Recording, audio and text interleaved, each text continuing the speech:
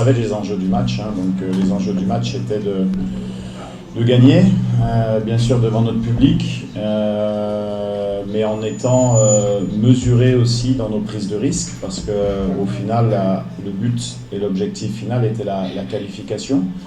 Sur ce point-là, je peux comprendre qu'il y ait un peu de frustration de la part des supporters, parce qu'on a réussi à marquer assez tôt dans la rencontre, et après voilà, on a attendu que cette équipe qui s'était bien regroupée et très bien organisée tactiquement puisse sortir, parce que voilà, donc c'est vrai qu'on a eu beaucoup de possessions, on va dire stériles, mais tant qu'on avait le ballon, on prenait pas de but, et puis on savait qu'à un moment donné, avec l'obligation du Soudan de gagner pour se qualifier, ils allaient ouvrir tactiquement. C'est ce qui s'est passé, puisqu'ils sont passés à 4 sur les dernières minutes, et c'est à ce moment-là qu'on a eu les occasions pour mettre le deuxième but, et ça a été fait. Donc non, c'est un match qu'on a bien géré, que c'est jamais facile devant le public, parce qu'il y a une obligation de résultat.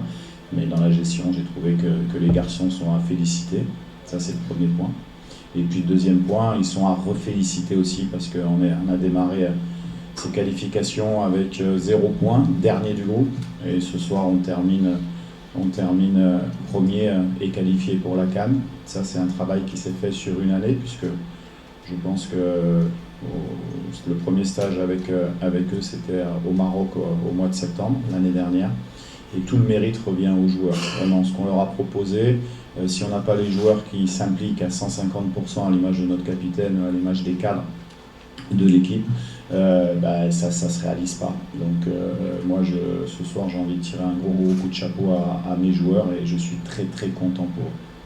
C'est fantastique. C'est fantastique parce qu'on sait qu'on est poussé, qu'il y a de l'ambiance. Il y a eu un faux départ, donc ça fait aussi partie de la réadaptation mentale au niveau des joueurs. Et là-dessus, j'ai de grands professionnels qui jouent dans les grands clubs, donc ils sont capables de gérer ces événements-là.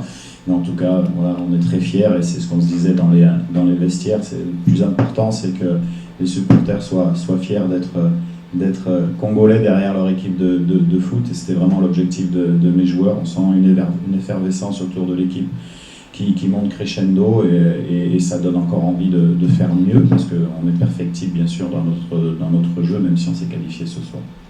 Vous l'avez dit, c'est pas 11 joueurs, c'est un plan de jeu. D'ailleurs, il n'y a pas de remplaçant pour moi, il y a des finisseurs, c'est-à-dire qu'il y a une stratégie qui est mise en place. Ça fait 2 fois qui profite du beau travail de Cédric. C'est pas facile pour un attaquant de jouer dans une interligne de 5 en 5-4-1, c'est difficile, il n'y a pas eu d'espace. Même Gaël n'a pas eu beaucoup d'espace pour les exploiter.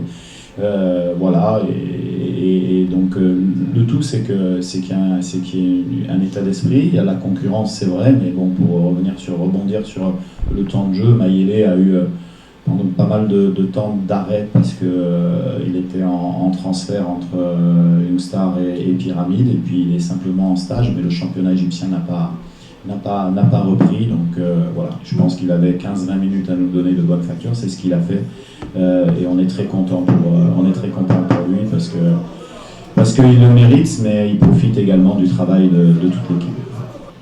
Nous, l'objectif de la deuxième mi-temps, c'était, même si c'est difficile à faire, mais c'était de donner un peu le ballon au Soudan pour qu'il vienne sortir quand même, parce qu'on avait du mal à trouver de la profondeur derrière. Donc c'est vrai qu'on a joué beaucoup plus bas, ils ont eu un peu plus de possession, mais c'était un peu l'objectif. Après, ils ont des joueurs rapides, ils sont bien organisés. C'est une équipe qui a battu le Gabon, qui nous avait battu au match aller, donc même si il faut les féliciter, parce qu'ils sont restés dans le match jusqu'à la fin, au final. Voilà. Mais après, je pense qu'on a quand même tactiquement bien géré le match. Voilà, pour l'instant, on a un match en Afrique du Sud mardi qui va me permettre de faire un peu de turnover, de donner la chance à des joueurs qui doivent montrer des choses, qui doivent montrer s'ils peuvent nous aider sur le match de la CAN. C'est ce qui va se passer. Au mois d'octobre, on aura également 2 matchs amicaux aussi pour préparer tout ça, et puis on aura au début de la phase qualificative du Coupe du Monde, où on retrouvera d'ailleurs le Soudan dans le groupe un peu plus tard, mais on le retrouvera, donc on ne se projette pas encore, on savoure, et parce qu'on vient vraiment d'en bas, Donc on savoure, on pensera à ça plus tard. On commence à trouver un équilibre, hein. On commence à trouver un équilibre, il y a du monde, on a 28 joueurs sur ce stage, plus certains qui ne sont pas dans le groupe, qui sont susceptibles d'y être, hein, comme certains qui sont suspendus ou d'autres en méforme, donc on commence à avoir des choix. C'est ce qui nous donne aussi cette osmose à l'intérieur du groupe, cette discipline, parce que tout le monde a envie de montrer le meilleur de soi-même.